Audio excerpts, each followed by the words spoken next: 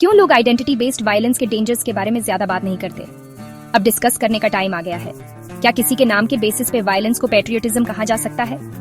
सोचो, कश्मीर में टेररिस्ट्स नाम पूछ रहे हैं और अगर उनको आंसर पसंद नहीं आया तो गोली मार देते हैं। दुहक की बात है कि हमारे ही कुछ लोग अब ऐसा कर रहे हैं। ट्रेन्स में, स्ट्रीट्स पे, मार्केट्स में अगर उनको तुम्हारा नाम या आइडेंटिटी पसंद नहीं तो वो हरास करते हैं, मारते हैं या कभी कभी जान भी ले लेते हैं।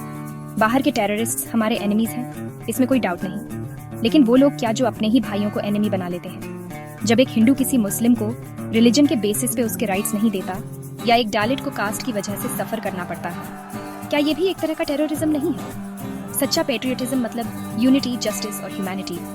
नफरत वाला पेट्रियटिज्म एक झूठ है, एक ढोंग है। जिस नेशन के लोग आपस में बंटे हुए हों उसे कोई बाहरी एनिमी हरा नहीं सकता और ना ही कोई सच्चा इंसान उसे छोड़ सकता है।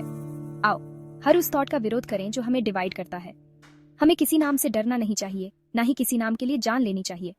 ह्यूमैनिटी हमारा सच्चा रिलीजन है, क्योंकि एंड में नाम नहीं, इंसान जरूरी है।